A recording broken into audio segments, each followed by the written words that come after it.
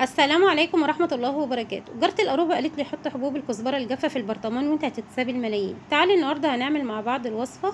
بس قبل ما نبدأ في الوصفة، لو أول مرة بتشوفيني وتشوفي قناتي، أنا عزة ودي قناتي. لو عجبك الفيديو لايك كتير واشتراك وتفعيل الجرس عشان يوصلك مني كل جديد. في الأول كده هنجيب حبوب الكزبرة الجافة، هنقيها كويس من أي حاجة فيها، وكمان هنحمصها كده تحميصه خفيفه جدا على نار هاديه جدا، ما تخليهاش تتحرق ولا تاخد اي لون. بس هنقلبها كده لمده دقيقه واحده وبس. النهارده هنعمل مع بعض مشروب سحري. المشروب اللي هنعمله النهارده ده مشروب كنز. المشروب ده بيقضي على 12 مشكله صحيه. النهارده هنعمل مع بعض مشروب الكزبره الجافه، بس هنعمله بالطريقه الصحيحه وهقولك ازاي تشربيه بالطريقه الصح. كلنا طبعا عارفين ان الكزبره الجافه او الكزبره الخضراء مهمه جدا وبتدخل في وصفات كتير، سواء في الاكل او وصفات طبيعيه. ان شاء الله في الفيديوهات اللي جايه هنعملها مع بعض، وصفات للشعر ووصفات للبشره تحفه. ان شاء الله هتجربيها، خصوصا للشعر بتبقى جميله جدا. بس خلينا النهارده نتكلم عن المشروب السحري اللي هنعمله مع بعض. المشروب ده يا بنات كنز.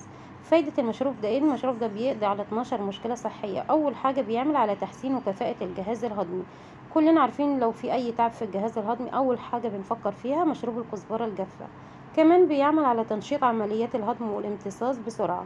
لو عندك عسر هضم هتشربوا كوبايه من منقوع الكزبره الجافه، هيقضي على كل مشاكل عسر الهضم اللي عندك. كمان بيحارب الام المعده. لما معدتك بتبقى وجعاكي كده وبتغلي كوبايه من حبوب الكزبره، بيقضي على الام المعده تماما. كمان بيعمل على تحسين البشرة بصورة طبيعية وجميلة جدا، وكمان بصورة ملحوظة. ان شاء الله هنعمله مع بعض في وصفات للبشرة هتعجبك جدا. كمان يا بنات المشروب ده بيحافظ على مستوى السكر في الدم، وبيقي من حالات فقر الدم او الانيميا، بيقي الجسم من السموم.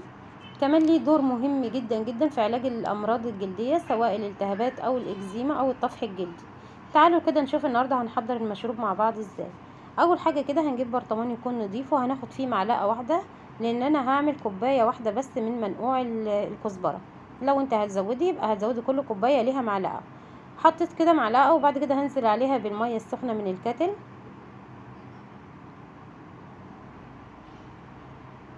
واتمنى منك لو وصلت لحد هنا في الفيديو ياريت تدعميني باللايك والاشتراك وتفعيل الجرس عشان يوصلك مني كل جديد. هنقفل البرطمان بالطريقه دي وهنسيبه على الرخامه لمده حوالي ربع ساعه، وبعد كده هنرجع نشوفه مع بعض هنقدمه ازاي او هنشربه ازاي. شايفين بعد مرور ربع ساعه الحبوب بتاعه الكزبره نزلت في قاع البرطمان من تحت، ولون الميه اتغير. شايفين لونها بقى اصفر. دلوقتي هناخدها كده وهنصفيها في الكوبايه او الفنجان اللي هنقدم فيه. هنبدأ نجيب الفنجان اللي هنقدم فيه، وهنجيب مصفى تكون ضيقة، وهنبدأ نصفي بيه حبوب الكزبرة. الطريقة دي يا بنات صحية جدا، وأصح من انك تاخدي حبوب الكزبرة وتغليها. الطريقة دي افضل، انصحك تعمليه بالطريقة دي. وخلاص كده بعد ما صفيناه تقدري تشربيه بدون اي اضافات، هيبقى طعمه جميل جدا. لو مش هتقدري تشربيه هتضيفي عليه معلقة واحدة من العسل الابيض او عسل النحل. العسل ده صحي جدا مع اي مشروب. لو ما عندكيش عسل تقدري تستبدليه بنص معلقه بس من السكر الابيض، وما تكتريش عشان ما تضيعيش الفايده اللي في منقوع الكزبره او في مشروب الكزبره.